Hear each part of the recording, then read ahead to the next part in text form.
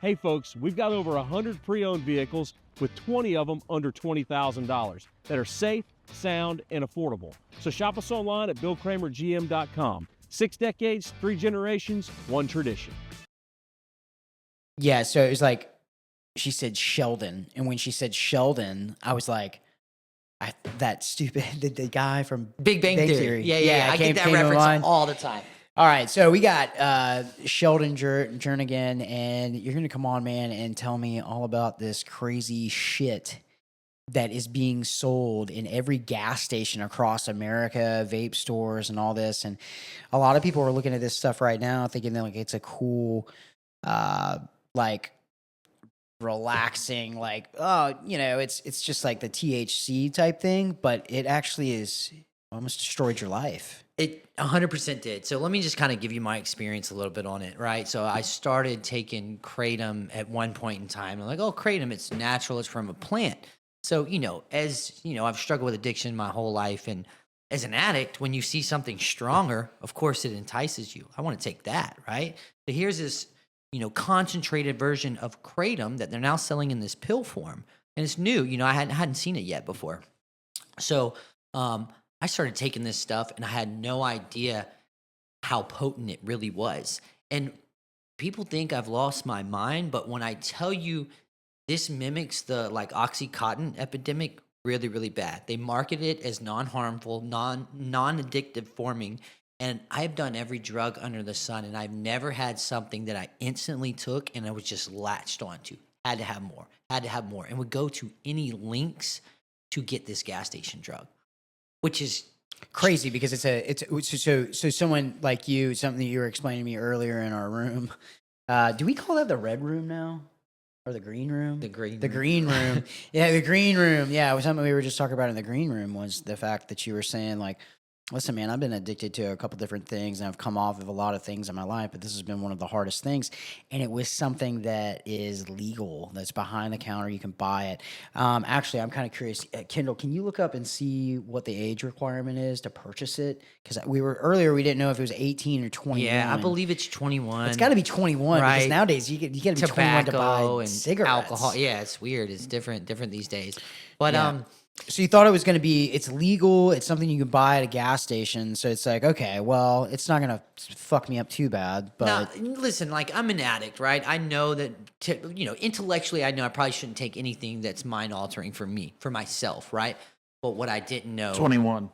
Yeah, okay. 21. What I didn't know is how hard it would be to get off. I had no idea it would be harder to get off than fentanyl. What it mimics almost is like coming off of it is almost like coming off methadone or buprenorphine. And any addict that's listening to this knows what I'm talking about. That has a 30-day half-life, and it's like 30 days of pure hell. So like my experience coming off this stuff, right? Just to let you guys know, if you are watching this, the stuff that they get at the gas station, if you go to detox for it, they detox you like you're coming off of heroin. If that gives you any idea. This stuff is stronger than morphine, and they sell it at every freaking gas station, and it's just mind-blowing. So when you say that it's stronger than morphine, it kind of, what do you mean by that? Like it's stronger as far as addiction-wise, or no, it's stronger as far as potency whenever you take it. You can have your producer look it up right now, 7-hydroxymitragina in comparison to morphine.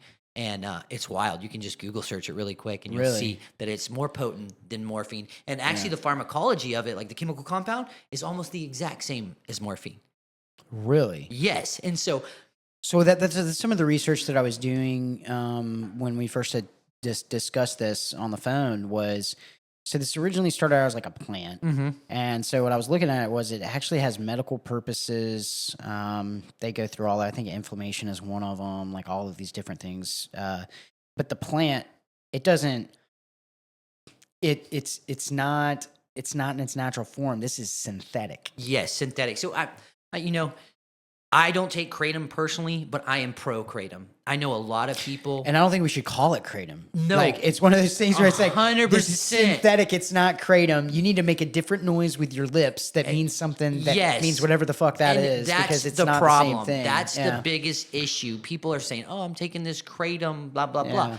Kratom in its raw form. If you take a large dose of Kratom, you might get 0.2% of this 7-hydroxy, which is an alkaloid that they're synthetically concentrating and making super duper potent, that I got full blown addicted to. And I was taking packs of these at a time. I mean, at my peak, I was up to over $300 a day. Yeah, yesterday I stopped. Over $300. So I'm a nicotine user, Yeah. quite a bit. But I stopped and I got a vape yesterday, and the store that I went into, excuse me, the store that I went into, they had like a bag, like not like a small bag, like a bag. It's nothing but pills of this kratom. Yeah. But it comes in powder, pill, and then somebody said you could buy the teas. Like it comes in like a can. There's and, shit, and it's it blows my mind when you walk into a gas station. Now, me, I haven't walked in a gas station in a little bit because I just stay out of them now. But it is literally the new dope spot. You walk in there and they have all the 7-hydroxy. They have all the kratom products. They have the Delta stuff, the this, the that. Like, and what's so crazy is I think we've become so numb to it. We just walk in, we're like, oh, but they are literally legal dope spots on every single corners. And like, I try not to get too conspiracy theorist, but it's like most gas stations are in low income neighborhoods. You know what I mean? Like they really are. I mean, let's face it. We live close to 30A. Like how many gas stations are there on 30A? Well, plus if you get pulled over by a cop and you've got that in your car, it's legal. It's something you purchased at a gas station versus something that you bought illegally. That's a controlled substance. Yeah. And one of the crazy things is since I've started making these videos, obviously there's not enough information out there. Not enough people know about it. I mean, every detox center that I've gone to, every rehab, every paramedic that I've talked to are like, we're so sick of seeing cases like this. And this is why I'm just trying to spread awareness. I've been getting on my TikTok, on my Instagram, on Facebook, and I've been making all kinds of videos just to spread awareness. Like it's crazy. They had a tenant Gulf Coast Jam and we're handing this stuff out for free. Like it's an energy tablet. You know? I talked to somebody who went out to Gulf Coast Jam before I had even talked to you. My wife, she's good friends with somebody who had said, they had some type of drink that they were handing out, like it was a vendor, like, and they're like, here, take this, and it was kratom or whatever the hell it is that you want to call it. Yeah. And so she took it and she said it was one of the worst. Like the next day, it was made her feel like the worst of anything. And that's what you're saying is like when you're coming down from the shit, it's gnarly. I mean, I've never. So explain the feeling. What does it feel like when you're coming off of it? All right. So I like you said, you said I've been addicted I've been addicted to fentanyl. I've been addicted to every single kind of opiate in our day and age, right? Mm-hmm. So coming off of this is very, very similar to heroin. It very mimics heroin. But the hardest thing about it and every single thing that you'll read on the internet is the psychological. Like coming off heroin, you feel horrible, right? But I never thought about killing myself every 2 seconds. Coming off this 7-hydroxy, this kratom product, so to say, made me want to kill myself every 3 seconds. Like, let me tell you guys my experience. I'm going to tell you exactly my experience, what happened. I'm taking this drug. I'm taking this drug. I had 3.5 years clean at one point in time, right? Yeah. So I know what to do. I just got so addicted to this gas station drug. Finally, I reached out for help. I'm like, I need help. Didn't have a single dime. I went in detox this last time with 15 cents to my name because that's how hard this drug had a hold of me. I spent everything, lost everything from my previous career, spent every single dime on it. I went to detox for 7 days. They detoxed me like I was coming off of heroin. Boom, sent me on my way. I went to a faith-based program. Right? I was there for 7 days. For those 7 days, I did not sleep at all until I went into full-blown psychosis. I had to get rushed to the emergency room, woke up, strapped to a bed in the emergency room, and then shipped off to a psych ward in Fort Walton. About 18, 19 days of pure misery, pure hell. How long had you been taking this? Maybe like a little less than a year.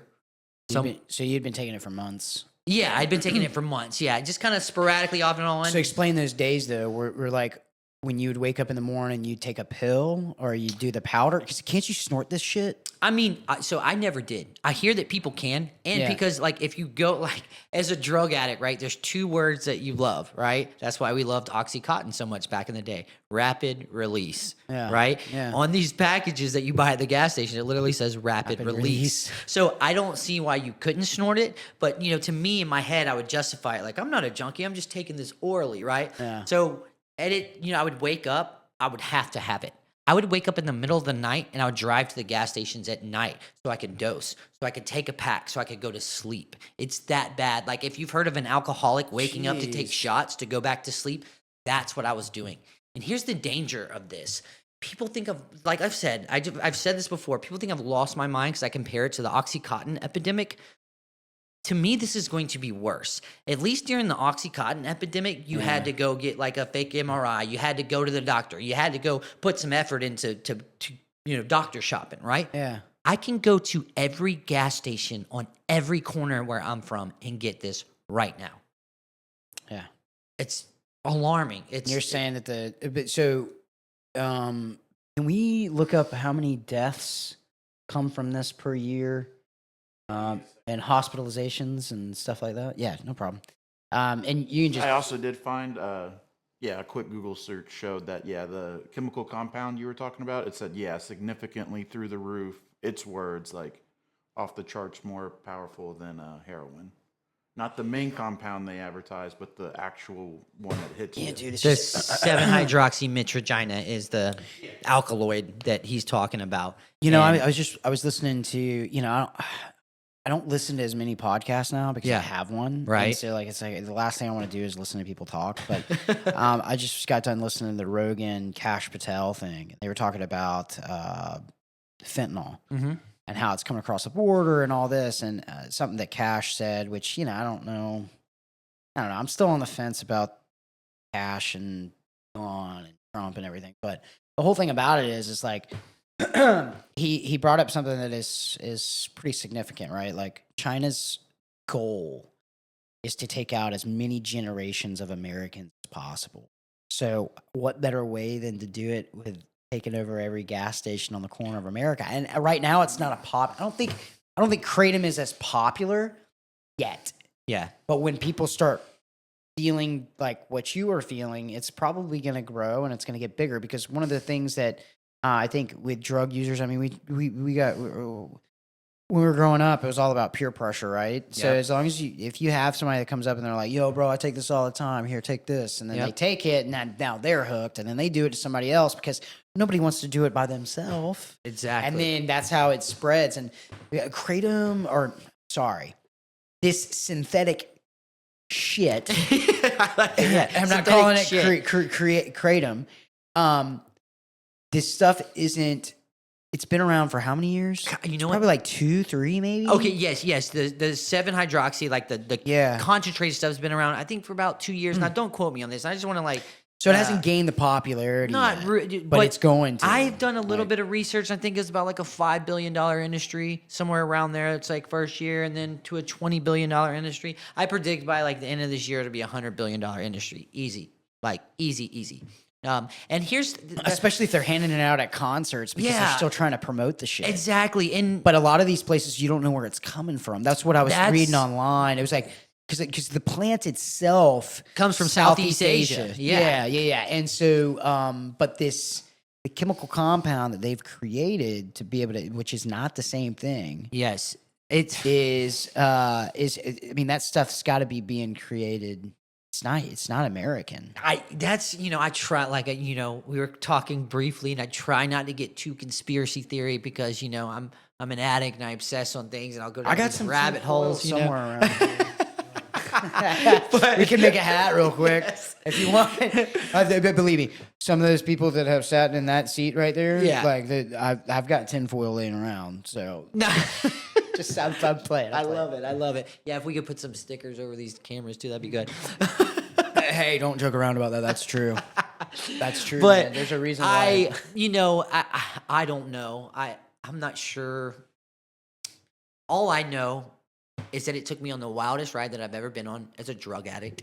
Tell me what the high is like. The high is just like doing a blast of heroin. Well, dude, I've never taken just heroin, okay, so all you've right, got so- to explain it to All me. right. What? You've never done heroin? No, that's sorry, bro. Did you go to Afghanistan?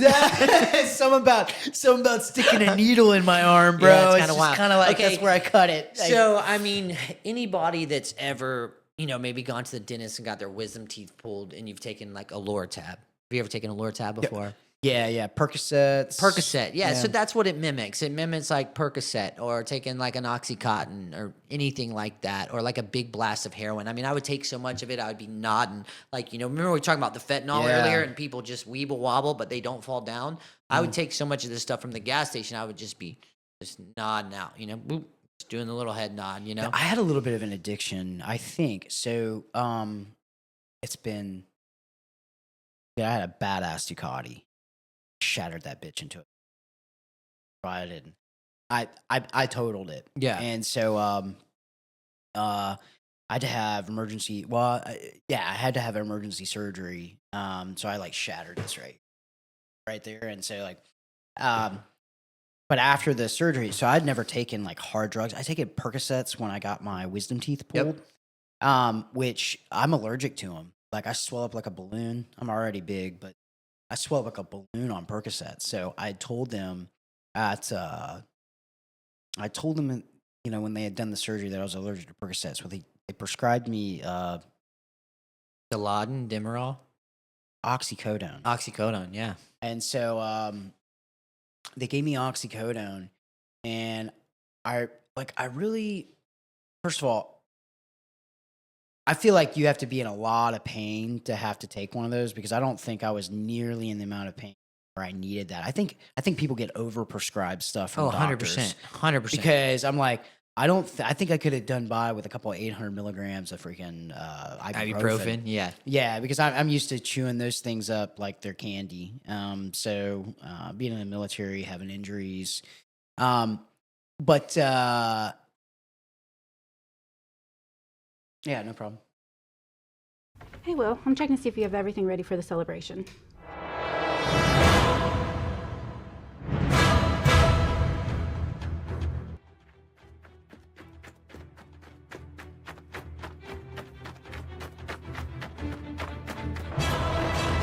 It's coming.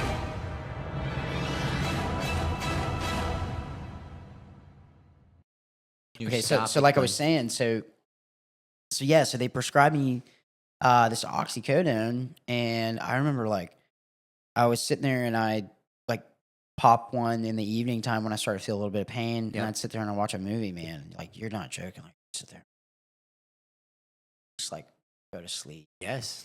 Wake up the next day, and then it was like, but you're chasing that feeling again. Yep. And then I found myself where it was like I was coming towards the end of the bottle. And I don't have an addictive personality. Well, first of all, people that say that, I don't have an addictive personality. Yes, you do, to something. Yeah, I believe everybody has everybody has a vice. I don't think you can be an American without having a vice. No. But my whole thing was I was like, dude, this is how it happens. And so I stopped taking them. I didn't have like any withdrawals or anything. I think I took them for like a week, 2 weeks. Yeah. But still, that was like, even afterwards, I was like, dude, I love that feeling, like of that whole, like, I just feel relaxed. And that is exactly what they're selling at every gas station. So it's exactly what I'm talking about. This synthetic stuff is just like that. Then it mimics it 100%, but the only thing it doesn't mimic is the come down, is the withdrawal coming off of it. Like, it is so much harder to get off. So give me some of the side effects when you're coming down from it. The main thing for me was the psychological stuff. But, I mean, it's all the same. Like, it's all the same: restless legs, irritable, discontent, waking up in puddles of sweat. But the craziest thing about it is, like I keep saying, like 7 days and you're off of heroin and you're good. Like, you can be walking around feeling good. You're all right. I went into full-blown psychosis coming off of this stuff. I was hallucinating. Giants were after me. I had to be strapped to a bed.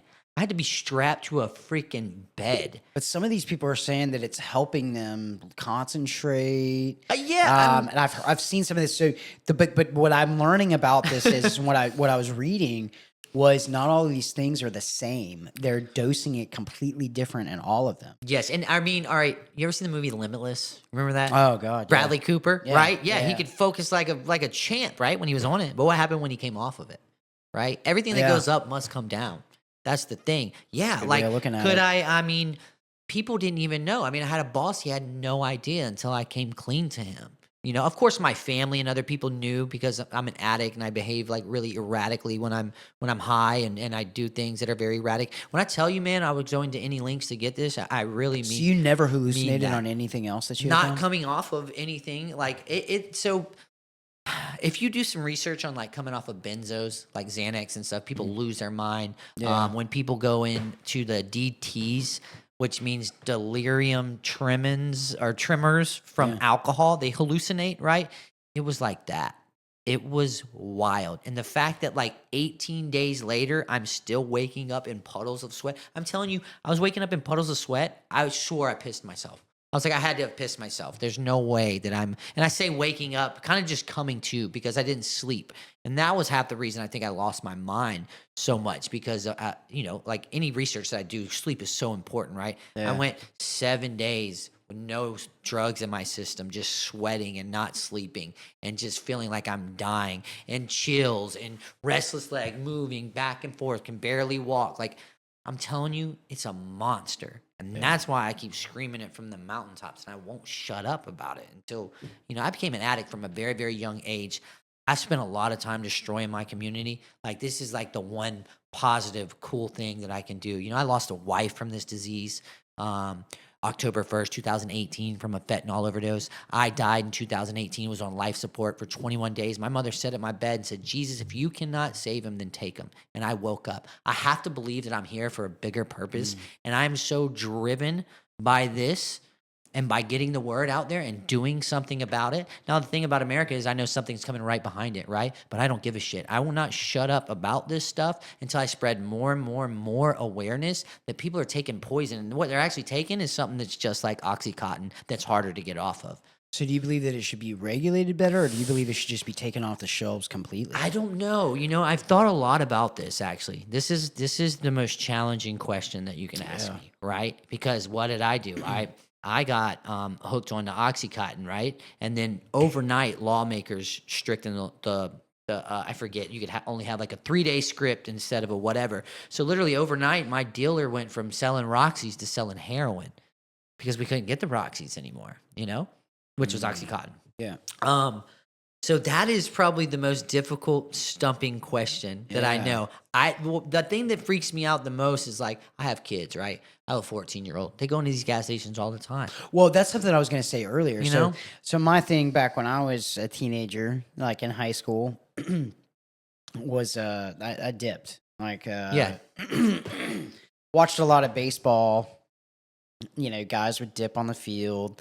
And then, of course, just, you know, playing baseball, being around other guys. And then, of course, there's like the redneck aspect of it. You know, I fished, I hunted growing up. And so, like, you know, guys, you know, it's like men do this. And I couldn't go into a gas station and purchase it, but like I would buy it through a guy who would get it from their dad's, you know stash or something like that.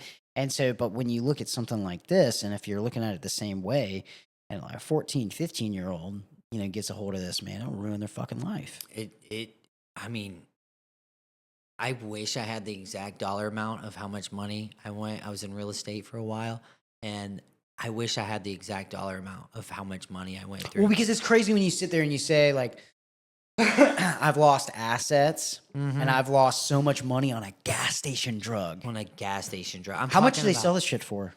It's like $30 a pack, just depending. And it's wild. You can get it like wholesale for like $8 a pack. That's another thing that's going to be really, really hard. This is a multi-billion-dollar industry, and these gas stations around here are getting rich off this crap. So if you're saying $30, so how many packs would you take in a day? In a day, I was up to like 6 packs a day. 6 packs a day? Yeah, which at have $30 a pop? Yeah, which have Jesus, no wonder you lost it right there. yeah. Well, Damn, not it ain't only gonna take long. Not only that, and like, you know, I don't and then you lose focus on everything else. Everything else. No. I mean, I literally, man, I used to be good at what I did, and those like, I'm not gonna say they stripped it. I'm an addict, right? So this drug made me give everything away again. This drug made me pawn all kinds of my stuff. This drug made me steal all kind, like like in my addiction, right? I know haters are gonna say whatever they want to say about it, but in my active addiction, there was nothing that I wasn't willing to do to get this crap from the gas station. I've read about reports like, all right, when OxyContin came out, you had people breaking into pharmacies to steal this stuff. Yeah. There's all kinds of reports of this stuff going on. Kendall, did you find the deaths?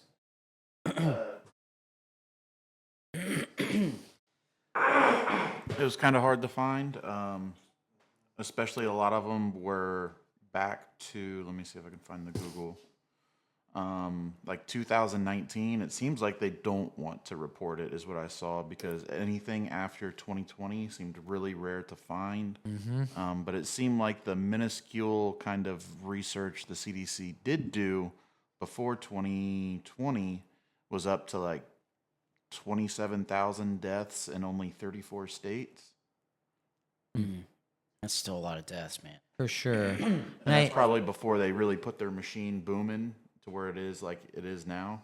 Yeah, and then so the next thing that I was going to ask you, you might not know, but I was going to have Kendall look it up if you don't. So when you look at gas station drugs, like, because I'm going to call it it's a drug. It's a dude. drug, 100%. It's a drug. So it's dope. It's synthetic, and golly, my allergies are freaking killing me. But and I get that it says, well, it's not FDA approved, and then they refer to this as a supplement. Just like you would as like, you know, ridiculous. Like taking like a multivitamin or something, ridiculous which is hilarious. But what's crazier about it is even something that says, well, it's not FDA approved, to be able to put that on the shelf. What is the process? Because you would think like, I have no idea. The ATF, would they? I guess they wouldn't be the ones that would regulate this, but like somebody would, FBI, something, law enforcement would go in and they would test it, and they would be like, hey man, this is fucking people's lives up. Let me tell you this. I won't disclose who it was, but someone very, very close to me swears on his life, right hand on his Bible, all he was doing was this. When he went into detox, he fell for fentanyl, which brings you back to kind of your theory on where this stuff's coming from. I have no idea where it's coming from. I know where the tree grows, so even naturally, Yeah. But So the question though is more.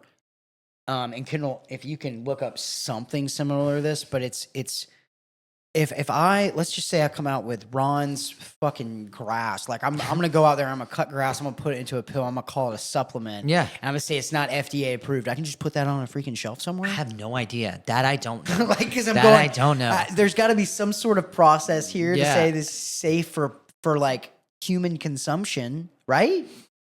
I don't know. Maybe they treat it like, I don't know. It's so weird. They test it on rats. I mean, you got to be able to test it on idea. something. Like, there's got to be some sort of testing before this comes out. You would think so, right? But like, I mean, how many times does America repeat itself? How many times, right? Yeah, do we do the same thing? I mean, heroin was produced in the bear Remember aspirin when thing, salvia was a big thing? Yes, I do. Yes. And they came out and they were like, that stuff, you can't do that. Just think they started selling heroin like legally. You go get it from the pharmacy, and then they started selling it with a syringe. Like if you look at the history of it, and like, oh crap, this actually kills people. Some of the first opiate laws that were ever put in place were in Chinatown in San Francisco from the people like smoking opium and things of that nature. Yeah, if you look at cocaine, cocaine was the same way. Like the doctors used to prescribe it. We just keep repeating ourselves. We have the OxyContin thing. Now we have, thing. And like I said, I just want to say this again, dude, like I'm pro Kratom. I think if you can take a natural plant in the natural plant form, not humans playing God and messing with it and playing with it, like I think that's so much better than taking a synthetic opioid.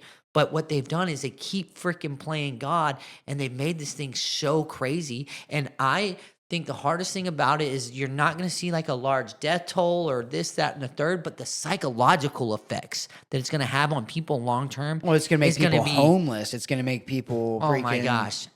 But even so, you're saying, like he's saying 27,000 deaths in 2019 or 2020 or whatever.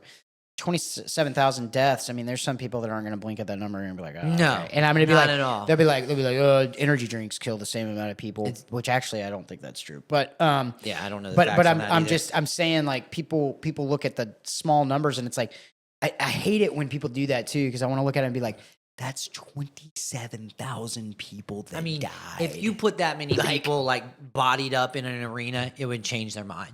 Yeah. Do you know what I mean? It's one of If these you can things. see it, and you got to think that that's a mother, that's a son, Yes. that's a brother, that's a sister, and you're like, like I said, it brings it back around to the whole thing of like when you look at America's enemies, they're not going to fight us on a battlefield because we win and we're good at it. Exactly. But how I'm going to destroy a nation is I'm going to put something on the shelves that are just going to take out generations of people to make them weak. That you way, remember when they were sending anthrax through the mail? have you ever taken an anthrax shot? Like, No. yeah. So I've taken. I've never done any of anthrax. that. I've never been Oh my God, vaccinated or dude. none of that stuff. Yeah, but yeah. I think, what do you got? Go ahead, man. Producer, So I let's found, go. what you guys were asking for on what they have to go through or the hoops. So obviously it's not scheduled, so that provides a lot of leniency. Yep. The reason they put it as a dietary supplement, because it falls under different guidelines. So they have to follow the CGMP guidelines, cannot claim to cure or treat illnesses. Product testing and labeling. If sold as a supplement, you are legally required to do accurate labeling, which is what we talked about. Ingredient transparency, so you have to put that. And then testing for safety, which you guys were asking for, often done voluntarily through a third-party labs for testing. That's ridiculous. So that's it. So really, yeah, you make it, you package it. Who knows if those labels are true? I mean, that's a big thing in, say, like the bodybuilding protein guys. For sure. So Especially with it's the same- SARMs and stuff. Yeah, so it's the same there, and then you just go and you find a vendor to sell it at too. So Wow. again, so I can go out here and I can cut grass. I can put it in a capsule. Yeah. And then I can sit there and be like, all right, well, I'm going to label this as grass. So it's going to say grass on it. And then, or at least in the ingredients on the back of the packaging.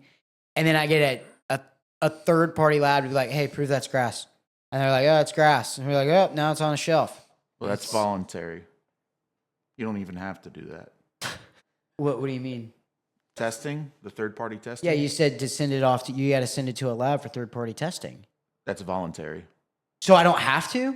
Yeah. Dude, Oh my God. what? It's such an Dude, issue. hey, I got a really good idea to make some dough. Yeah. We're going to go out here and cut some fucking grass. Exactly. Dude, And I mean, people will take it. look at I'll the be like, numbers. dude, but you can't say that it's going to heal. You can't say that it's going to do any of the, like, it's going to have any health benefits. You just got to call it a supplement. It's wild though. A lot of the way they started. Watch, somebody's going to go out and do that. They're going to get rich off of grass. Oh, for sure. I mean, well, whomever's doing this is becoming a billionaire. You know what I mean? That's just plain and simple off of people are somebody's dying. sickness. And so what's really funny is that people want to talk about pharmaceutical companies all the time. They're like, dude, This- you don't even have to be a pharmaceutical company, dude. You should be a Listen, supplementation When company. I tell you, people, like, I'm going to keep screaming this. This is the new OC epidemic right here. 7-hydroxymitragina. How long do you think it's going to take? You heard before it gets first, there? right? Right here on your podcast. Yeah. What? 850, the 850 podcast. Like, people, I want y'all to note this. Like, boom, you heard it here first. Like, I think this is going to be just as big, if not bigger. You know why? How long do you think it's going to take before it gets there?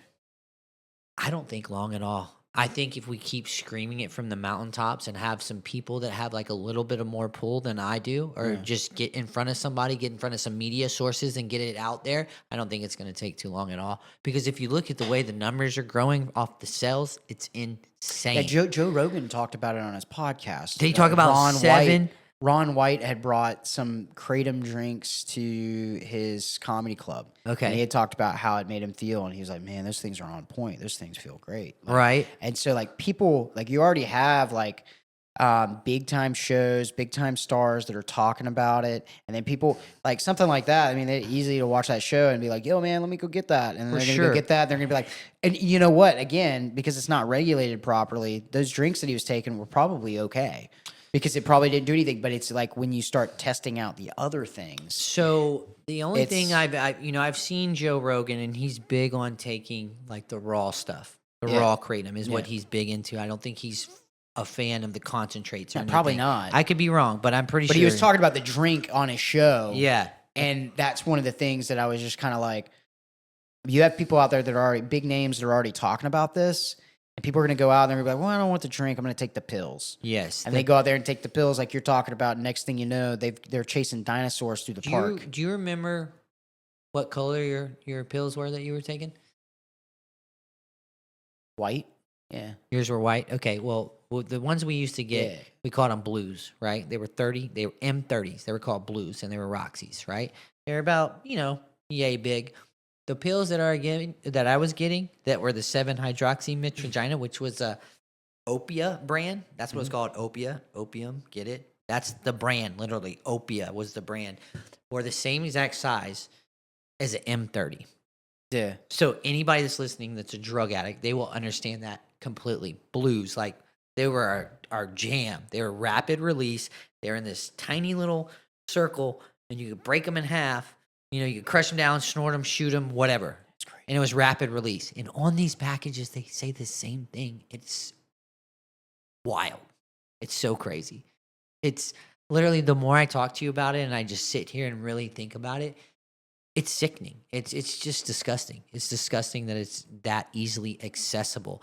I don't know what the solution is, but I don't think it should be that easy to get something so powerful. I got a question for you. Yeah. Do you think how successful they've been has kind of been a double-edged sword to help you trying to make awareness? They were at Gulf Coast Jam to where they're handing it out. They're being so open about it because they're chasing the money, but now people are waking up to it, like you and other people pushing it out, like, hey, this, and then people taking pictures. I'd seen pictures from Gulf Coast Jam. They're like, what the hell is this? And then people like you coming out, be like, don't take it. No, this will ruin your life. I actually made a video on that as soon as I found out that this is actually, all right, since you mentioned Gulf Coast Jam, and I don't believe that the people at Gulf Coast Jam that I know. No, those they got people, vendors that come and show up all the time. They're awesome. I love. Let me just go ahead and they state don't know. Yeah. this is not me bashing any of those dudes because I love them dudes and they're very, we brush elbows and they're like, I think those dudes are awesome. No, it's just. Let me hit my mute. No, it was just they were flying under the radar, and now with actions like this, they've popped into the radar where it's Exactly. So this is what happened. As soon as I found out about it, I had a buddy. He texted me. He was like, bro, I've been seeing these videos you've been making about these 7-hydroxy. He's like, they're handing this stuff out for free at Gulf Coast Jam. And I was like, what? And like, you're like, hold on, I'm getting in my car. I'm coming down there right now because I need some. I literally, I sold a freaking motorcycle to be able to buy that stuff. I'm coming up there. I'm snatching that stuff. I'm putting it in my bag. I'm gonna rob the tent. How big are the girls? How big are the girls handing it out? yeah, right. Yeah. Yes. So after I robbed the tent, no, I'm just kidding. Yeah, I stiff-arming literally freaking bikini models.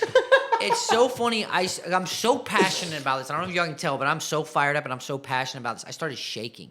I literally started shaking like, holy crap. I went right on the internet. I made a video. I green screened it, right? I took a picture of what they were handing out at Gulf Coast Jam, and I green screened it. I was like, attention, everybody. Like, if you see this, if you were taking this, let me just educate you on what this is, right? You're obviously an American. You can do whatever you want with your body. You have free will. But let me tell you what you're taking. It got shared.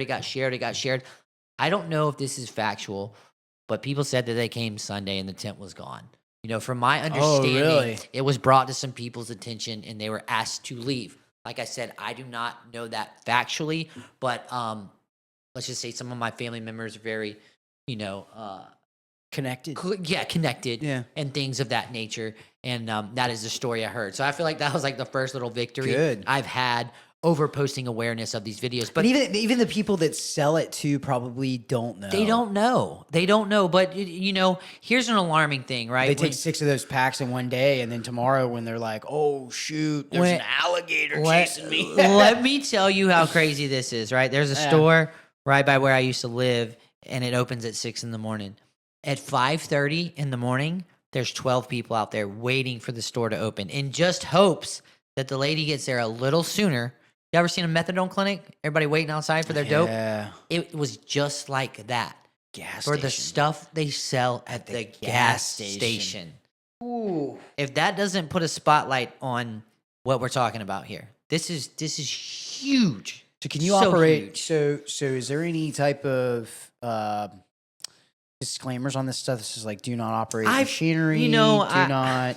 Is I it safe forget. to? Is it safe to drive a car? No, with this? it's like it has some warning labels, but of course I just know what it does, so I just take it, right? You know what I Yeah. mean? Like I've never sat there and read the warning labels because especially in like the drug community, Yeah. you know, it's like, hey, dude, you heard about this? Like, oh, boom, go. I mean, you can hop on. There's like things called the dark side of the spoon, which is like these like Reddit forums, and they all talk about the 7-hydroxy and all the gas station dope. So it's called 7-hydroxy. 7-hydroxy mitragina.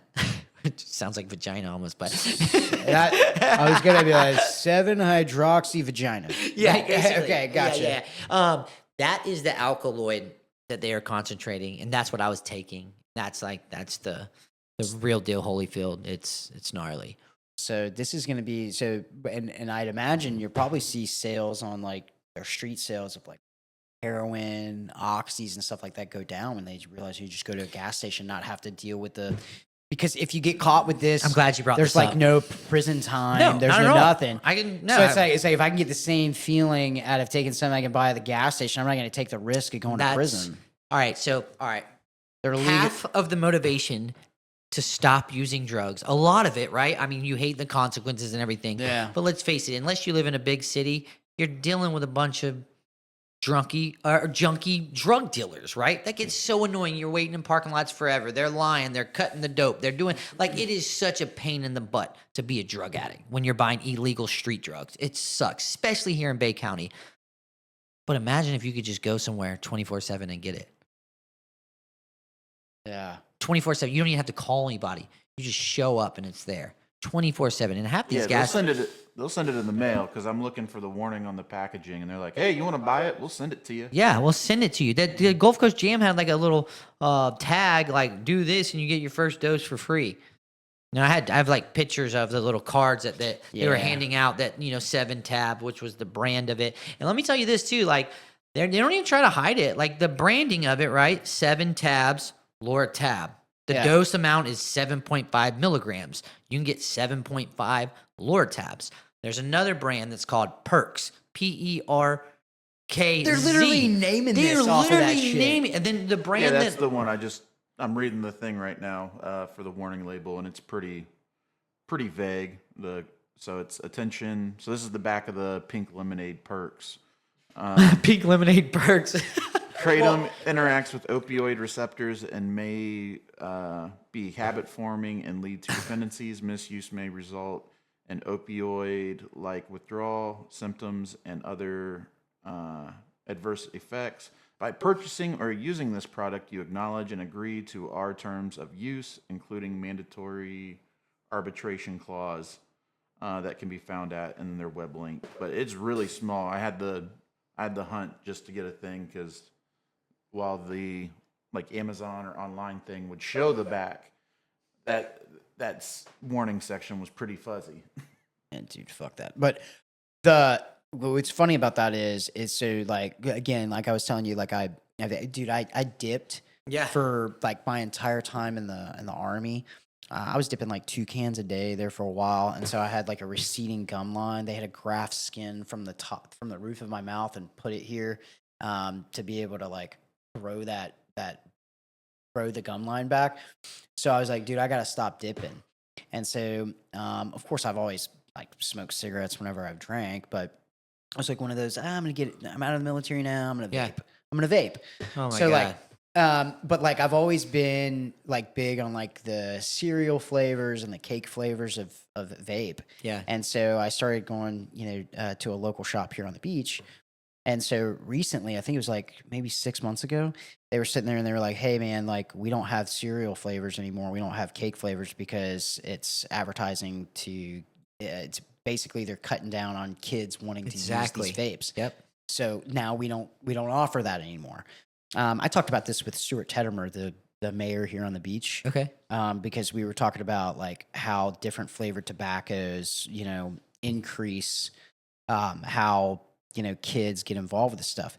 But what he just said right there, pink lemonade Perks. Perks, What? that right there is like So I mean, what do? You chew this stuff up? It tastes good. I do. I chew it up. They have flavors like blueberry, You strawberry, used to. watermelon. You used to. Yeah. You don't do that shit no more. No more. Yeah, no yeah. more. No But more. So, no more at okay, all. so you chew it up and it tastes like these flavors. It does. And it still has like a little like bitter taste, but you can chew it up so you can get it instantly. Anybody knows that used to So pop I feel like you're pills. advertising to kids at that point Because because it it's something is. sweet. It's so crazy. And I mean, like, how many rappers are talking about perkies, you know, and then you find this thing that's pink lemonade perks at the gas I'm station. be just like the dude that was on the music video. I'll be like Future. Yeah. I'll be like this. I'll be like it's alarming. It's scary. I don't know what the solution is, but this stuff is So no solutions. is You don't bad- think that there's any bad what news. solutions do you think would be the best though? to be I able don't to- think they should sell it at gas stations, first and foremost. I think if you want to get something as strong as morphine, that you should have a broken bone, something sticking out of you. I have don't think you should be able cancer. to buy it. Yeah, I don't think you And should be able to buy it. that's my first Yeah. solution. Now, there's a flip side to that, right? What about all the people that are addicted to it, right? What do?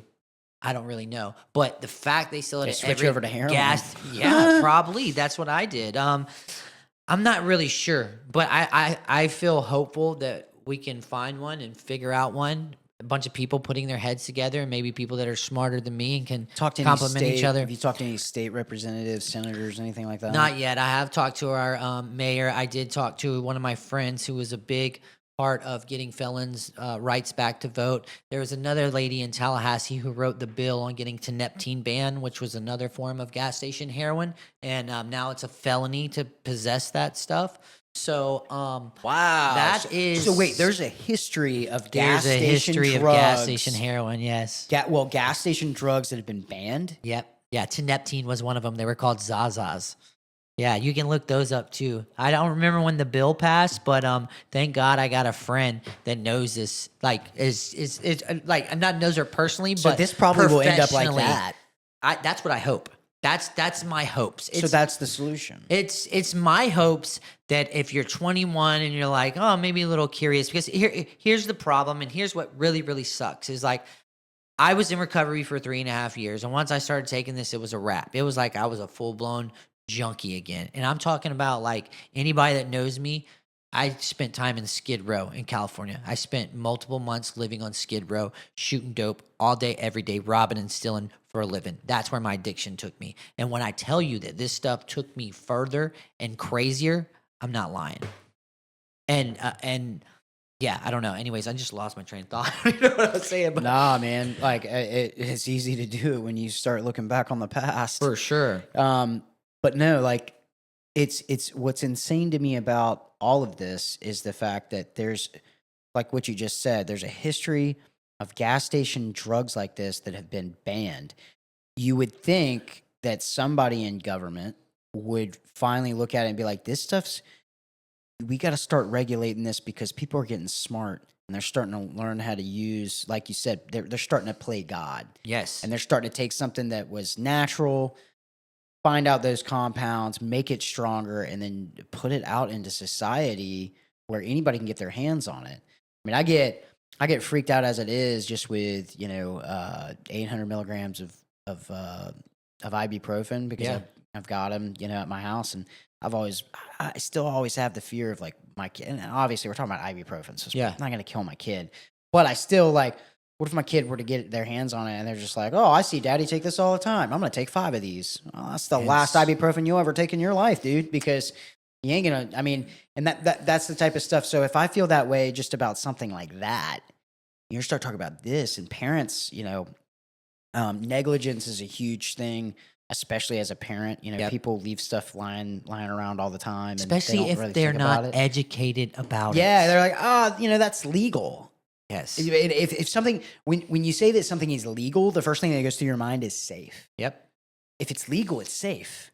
And it's like, And I'm not sure if you can, like put the packages on here, like when you're doing your thing, when you edit or while whatever. we're talking, I'll throw it up on the screen. Because I would love for you, because you're talking about safe, and it literally looks like candy. It's packaged. It looks like it literally looks like it's bright. It's like I hear in Europe they don't use all the dyes and stuff that we use in their candies, really dull looking, right? Yeah. Well, here in America we have bright colored candies and everything to attract the children.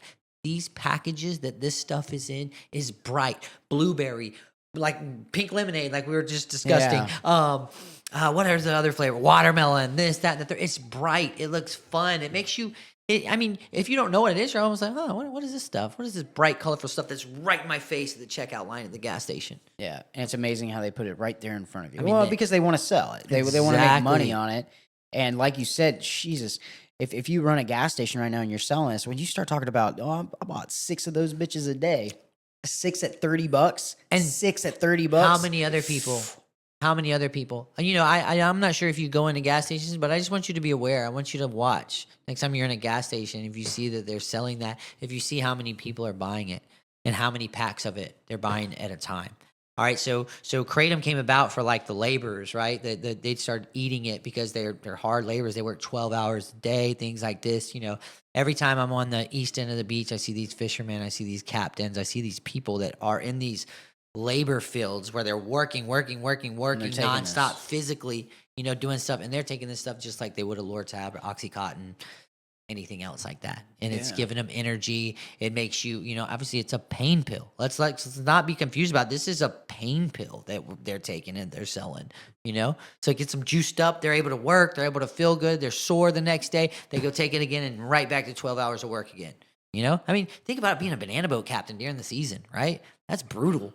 Like that's brutal, and you just take something that keeps you going. Well, even if you're looking at it like the way that I do, like there for a while, man, alcohol was kind of like my thing that I was like, ooh, I gotta get a handle on this, because it was like when I was at work, I'd look down at my watch and it'd be like 3:30, 4 o'clock, and I'm like, man, I can't wait to get home, right? Just to have that shot of Jack. I can taste it in my mouth, and I get home and I finally take that, and I'm like, and then people do the same thing with this stuff. Yeah, but this stuff is like. There's a difference between taking 2 shots, when you get home, and, I'm going to zonk out. And then, like you said, the downer. And so, how long does it take before those withdrawals start, though? Because when you were talking about the hallucinations and stuff like that, people don't understand, like, that might not happen the first time you take it or the second time. But if you get addicted to it and you start doing this for months on end, that down...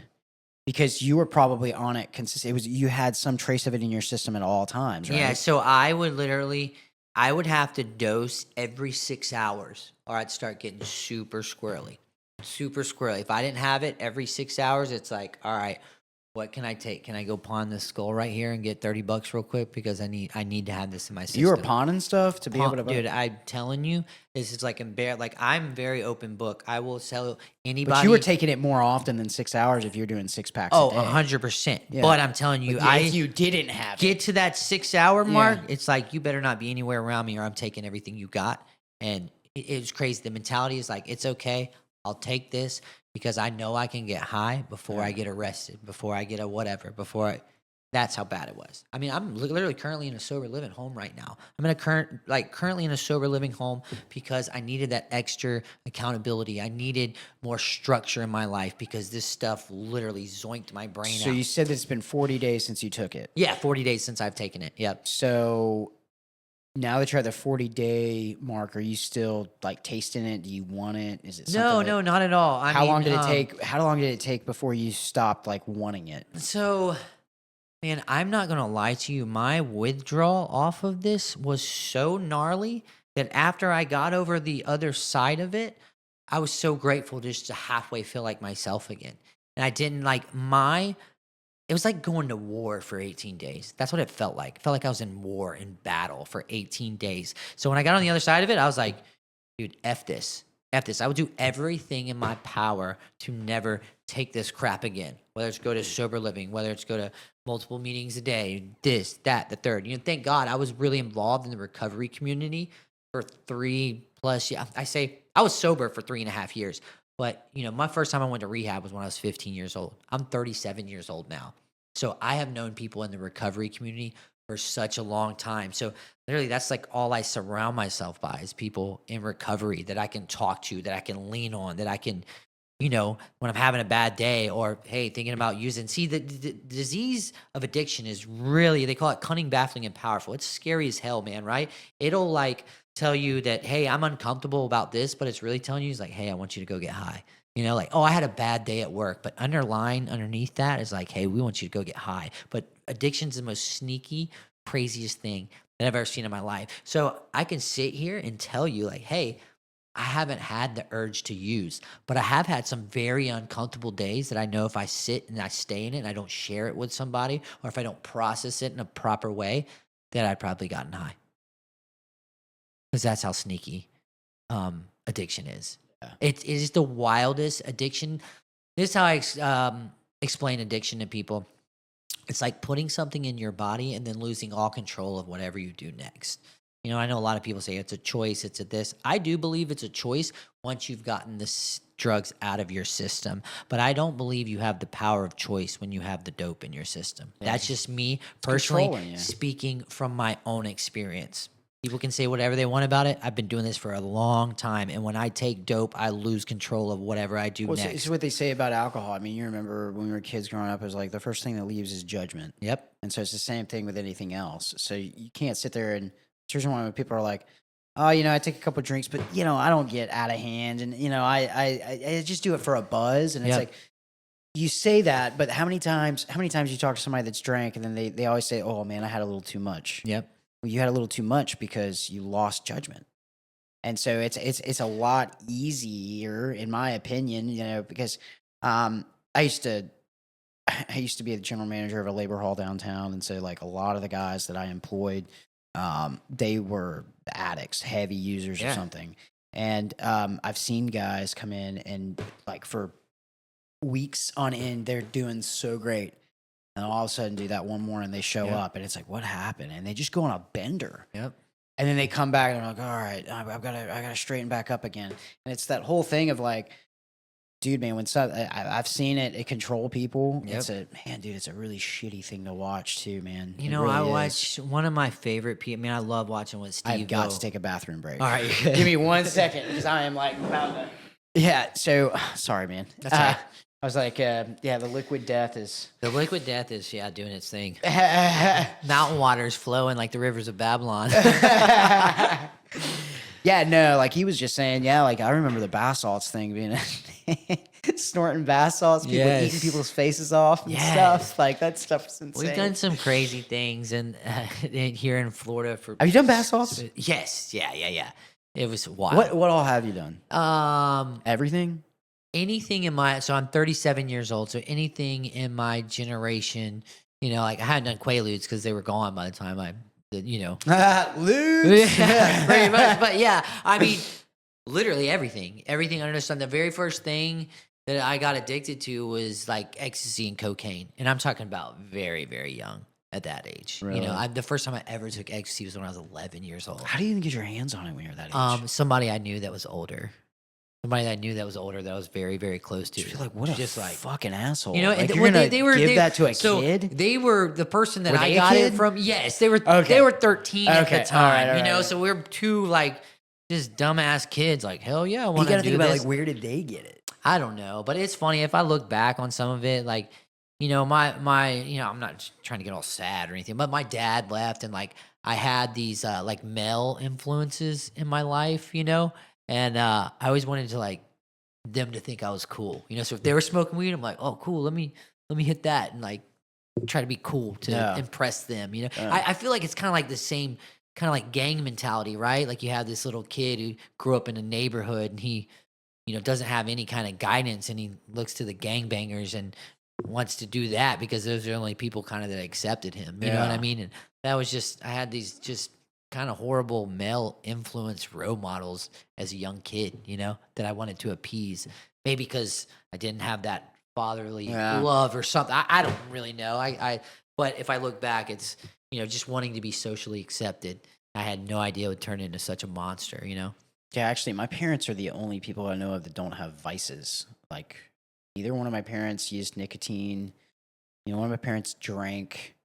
I mean, so if they weren't like that, they weren't doing anything. Yeah, And I so- mean, you know what's crazy? I've never seen my mom take a sip of alcohol or do anything. You know, but I think that's one of the reasons why it became like, like even before I went in the military, you know, like, I mean, I was a drinker. And so, and I think that was one of the reasons why I did drink was Yeah. because like, You were curious. well, not just that. I think it was more of a rebellion aspect Yeah. of like my parents didn't do it. They brought me up and they were always like, don't do it. Don't do nicotine. Don't do. And I was just like, oh yeah, the first thing I would do when I leave home, or the first time that I do when I'm not around my parents, is gonna be drink. Yeah. And then you know, oh yeah, well let's add cigarettes to it. Let's add dip to it. Let's add all this stuff. And then dude. Then once you go in the military, I mean, that's the only thing you have to do when you're Right. not at work is drink with the boys. Yeah. And so then it just becomes a cultural thing. And then alcoholism's like, shoot. I mean, dude, I feel like that's the worst drug that's around right now. It's such a silent killer. It's, you know, I mean, like the more research they do, it's like there's no safe consumption of alcohol. I'm like, still going to do it. Yeah, that's cool. That's cool. I don't do it. I'm like too small and I become way too talkative and I think I'm way too tough. You know what I mean?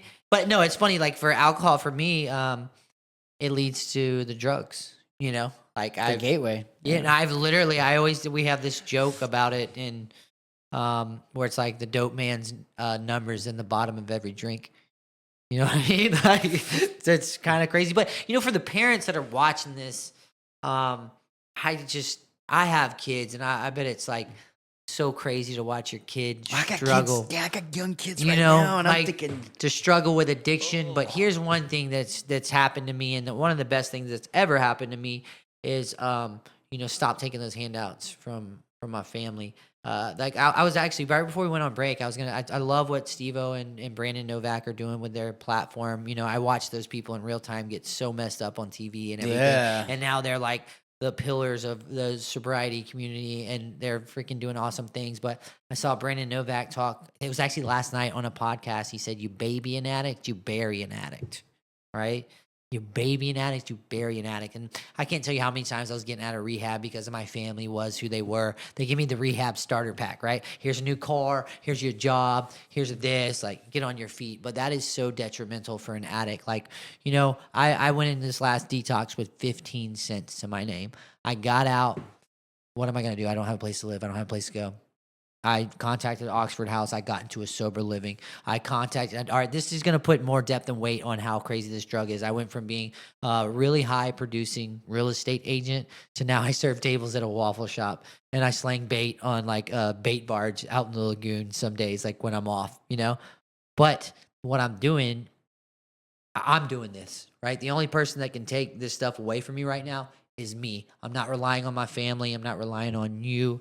You know, it's just me and God doing the work and just slowly climbing out of that. So I say that to any parent that's listening. If you're babying your addict, there might be a good chance you might be burying your addict. You have to do the work. Like, you have to stand on your own 2 feet. As a man, you have to, and you cannot take these handouts from people, or it makes you just feel like an absolute piece of crap. We've used people our whole life. You know, you're going to start your new footing in your new life on using people again. There's something really spiritual and really crazy about just doing your own thing. You should know as a man, right? Yeah. You know what I mean? Do you think, though, that the amount of times your family helped you through those times when you get out of rehab, Mhm. you really think that was hurting you more than it was helping? 100%. I mean, I wouldn't say that at the time. I'm selfish, self-centered to the core. So of course I'm going to say, manipulate, and get whatever it is that I want or I need, I feel like. But 100%, man, it hurt me so long. I wish my family would have cut me off years and years and years ago. And it wasn't until I went to a faith-based place where they like stepped in between my family and were like, yo, like, no, this is unhealthy. What faith-based place? I went to Haven House. Have you heard of Most Excellent Way? I have heard of Most Excellent Way. Yeah. Rick McClung runs. Rick McClung. Yeah. Runs that down there at First Baptist. I know Rick. I mean, I've met him a couple times, but I know what he does in our community, and you know, I'm a big fan of what he's doing. You know, there's several guys that I employed that went to his stuff, and I watched a lot of guys go through that. And I mean, it changed your life around. Well, I also watched a lot of, but man, dude. So the addiction aspect, though, you have to want to stop. You have right? to want. That's probably the hardest thing. You have to need it. I really, you know, and it's scary, right? I sit here and talk to you, and I tell you, I really want it. Like today, I'm clean and sober, right? But tomorrow, it might be a different thing. I can't get too far ahead of myself, Yeah. man. Like I really can't because, you know, I'm kind of a baby in this thing again. But like today, like I want this more than anything in the world. Like I don't care what I have to do today to not put a needle in my arm or not go to the gas station and get high. I'm willing to do it. today, and it's so crazy when you that think could about it that way because change you're like, tomorrow. it's It's crazy. we talk about like, I just don't want to end up with a needle on my arm. But so if you go back 15 years ago, 20 years ago, and you told somebody back then, be like, hey, bro, one day you're not going to have to do these backdoor drug deals. You're going to be able to go to the gas station and get something that's going to get you just as good, bro. Somebody would be like, sign me up, bro. Where's this gas station at? I gotta go do it. Like, So me and my friend were talking the other day, and we had this shed, right? I think like a lot of stoners had this weird little shed that they'd always smoke out in, right? So back in the day, we had one, right? And we would always like, the weed kicks in and you start talking crazy. We'd be like, bro, wouldn't it be crazy if you go to the gas station and buy weed? And now you can do it. and I mean, and you're talking about, you said 15 years ago, it was probably about 15 years. Oh plus, my God, maybe yeah. more. And me and my friend were just talking about, dude, remember our high thoughts in your shed? Like, those are realities now. Those are literally realities now. And Pretty soon they'll be handing it out in schools. it's crazy. I mean, the one thing they need in school, they don't allow in school. It's just, it's really wild. Man, It's sad and it's Yeah, wild and I it know. sucks. And I want to do something about it. so cool. And I'm doing something about it. So, do you have anything that you're actively doing to be able to do this? Like, is there anything like people can come to you and then you guys get together and maybe go talk to a representative? For Go sure. talk So I have been, so Sarasota County has banned, what they did is they labeled these synthetic Kratom products as designer drugs, to, right? they need to label it as synthetic poison. Yeah, exactly. So Right. they were able to ban it, right? And I reached out to Alan Branch, and he kind of told me, gave me some suggestions and some ideas. So what I'm doing right now, I'm still waiting on a few letters, is I'm compiling letters from all nonprofits and all rehabs and anybody that's been affected by this, so it can have a little more depth and weight than just one person saying it. And then my next process will be to have a meeting with Sheriff Ford and kind of educate him a little bit about that, and go in front of the Chamber of the Commerce. Chamber of Commerce. So just, I'm compiling some data right now. Yeah. So whenever I do go present it, it can have a little more depth and weight than just coming from a guy who messed up and started taking a bunch of gas station dope. You see what I'm saying? Yeah. And thank God I'm being coached by people that have done this. I'm not going to lie to you. I opened up this can of worms and I had no idea what I was doing. I still don't have any idea what I'm doing. But what I do know is I'm super passionate about it. And I'm full, this is my purpose to continue to do this and continue to scream this from the mountaintop and continue to do something until legislation does something about it. Right? And it's wild. People, I've got a lot of hate from this too. The haters are coming out the woodwork, but it's okay because the amount of people. What are they saying? What are they saying? Wow. Well, I'm going to tell you one. It's because I love it that you allow just raw and realness on your podcast. So this one guy, this is wild. One of my comments said, "Imagine you got your first wife addicted to heroin and you killed her." Right. So that's very much I'm a very open, That happens. Yeah, a very open That's- book. I mean, yeah. unfortunately, you do things in active addiction that you would have never done, right? I introduced her to the needle, and unfortunately, she's no longer with us. You know what I mean? And just so happens at the time when that happened, I literally was living on Skid Row in California. We weren't even in the same vicinity, but and when people say stuff like that, I'm not gonna lie to you, that stings a little bit, right? But I know who I am and whose I am. You know what I'm saying? And that just gives me more motivation because people think that I'm all over the internet trying to get clout. I'm trying to do this. I'm not doing this for me. I'm doing this for I'm doing this for my wife that passed away. I'm doing this for every single one of my friends so many of my friends that passed away from fentanyl overdoses. I don't even feel anything anymore when they die. I had one die a couple weeks ago and it was just again, But I'm doing this for every single person who's just uneducated and can maybe have a fighting chance because they had awareness and didn't have to do this stupid gas station dope that a lot of us are doing ignorantly. There's a lot of people out there in the recovery community that start taking this shit and they're full-blown addicted and had no idea what it was going to do to them, And that breaks my heart, man, because I want everybody to have a chance. I want everybody that wants to be clean and sober to be clean and sober, and at least be educated enough whether they want to take this or not take this crazy drug that they sell at the gas station, Yeah. Yeah, you got to think about the people that right now are microdosing, kind of like you, where it's like every 6 hours taking this. And then you're like, hey, one day this is going to have to quit. And when, like you said, what goes up must come down. Yes. And when it comes down, are you going to be in the right mindset to be able to take what's going to come your way? That's just, man, that's insane. So, no, dude, I appreciate you coming on talking about this. It's a huge deal. We're going to make reels of this. We're going to throw that out there. Awesome. And, you know, dude, it'll take off. And I really think you're onto something with this, man. But not just this. Like the things that we talk about, which was, you know, how easy it is to just come up with a supplement and throw it on a shelf. And so, because like you said, there's going to be something that's going to come along after this and something that's going to come along after that. Yep. But the thing is, we just got to have people like you that are in the community like, hey, dude, like, I get it. It's legal. You can buy it at a gas station, but this shit will kill you. Yes. I mean, you know what I think about too? I mean, look at the food they've been giving us for years. Look what the FDA has been allowing us to eat for years here in America. It's the same thing, guys. And that's like, FDA approved. Yeah, I mean, just the same thing. Educate yourself. You don't want your kids having red dye. Don't take gas station dope, right? Just educate yourself. You know? Yeah. You don't want them having to do it. Don't let them do this. Like, It's just about education, man. I think for so long we just trust. Unfortunately, we trust people. We put these people on a pedestal. We put our government on a pedestal. We put our doctors on pedestals, right? You know, it wasn't all right. I have a relationship with God, who I believe is my God, right? But it wasn't until I challenged every single thing that I learned in my childhood about who I thought God was until I had my own personal connection with that God, right? And it's the same thing with like, man, hell, I grew up in the South. My grandparents told me my whole life, biscuits and gravy is good for you.